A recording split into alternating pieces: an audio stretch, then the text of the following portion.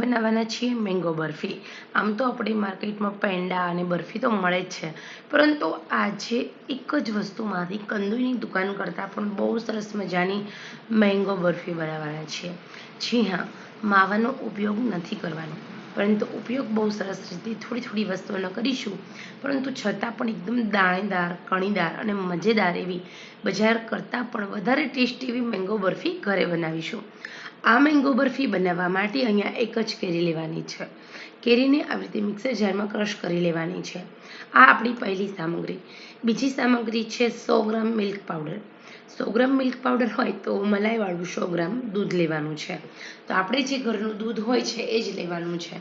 દૂધની મલાઈ જામી ગઈ હોય એવું મલાઈવાળું 100 ગ્રામ દૂધ, 100 ગ્રામ મિલ્ક પાવડર, 100 ગ્રામ દૂધ, 100 ગ્રામ મેંગોનો પલ્પ લેવાનો છે અને સામે આપણે 100 ગ્રામ જેટલી ખાંડ લેવાની છે। ઓકે, ખાંડ તમે દળેલી પણ લઈ શકો છો અને ખાંડ તમે પેલી લઈ શકો છો આખી પણ। તો હવે અહીંયા આપણે ખાંડ ઉમેરી દઈશું। 100 ગ્રામ જેટલી ખાંડ લેવાની છે અને જે આપણે મેંગોનો પલ્પ કરેલો છે, જે કેરી હતી, કેરીને મિક્સરમાં ક્રશ કરી છે, એ 100 ગ્રામ મેંગોનો પલ્પ લેવાનો અને એને પણ આપણે આવી રીતે ઇન્સર્ટ કરી દેવાનું છે। બસ, તો આટલી જ વસ્તુની જરૂર પડે છે। હવે ક્યારે આપણે મેંગોની બરફી બનશે, આમાંથી કેવી રીતે બનશે, ચલો એ જોઈએ।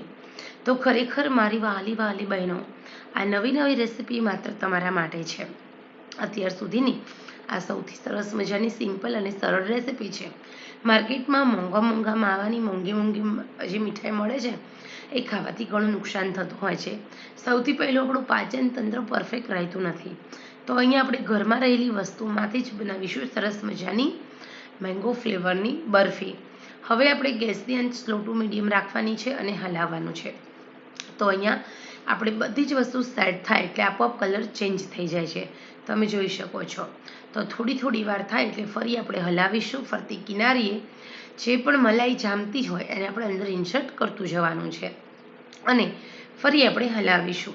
તો અહીંયા આપણે એકદમ સરસ રીતે તમે જોઈ શકો છો, હલાવી લીધું છે, એકદમ સરસ ઘટ થયું છે। હવે માવો બનવાનું સ્ટાર્ટ થશે થોડી જ વારમાં। અહીંયા આપણે જે મિલ્ક પાવડર ઉમેર્યો છે, જે મેંગોનો પલ્પ ઉમેર્યો છે, એમાંથી બનશે માવો। તો હવે અહીંયા ધીરે ધીરે આપણું દૂધ છે તે ઘટ થતું જાય છે। આવી રીતે તમે મિલ્ક પાવડરની મદદથી પેંડા બનાવી શકો છો, તમે અલગ અલગ બરફી બનાવી શકો છો। તો અહીંયા આવી રીતે માવો તમે ઘરે બનાવી શકો છો।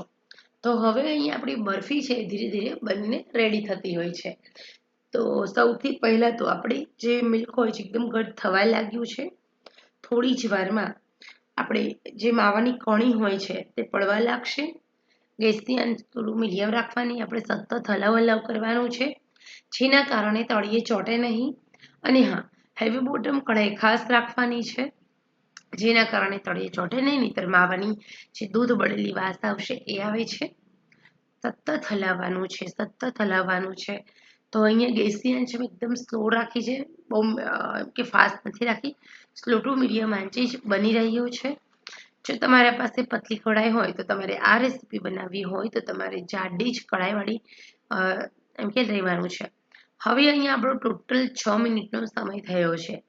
6 મિનિટ થશે એટલે તમે જોઈ શકો છો આપણું એકદમ જે દૂધ હતું એ ઘટ થઈ રહ્યું છે, પણીદાર થઈ રહ્યું છે।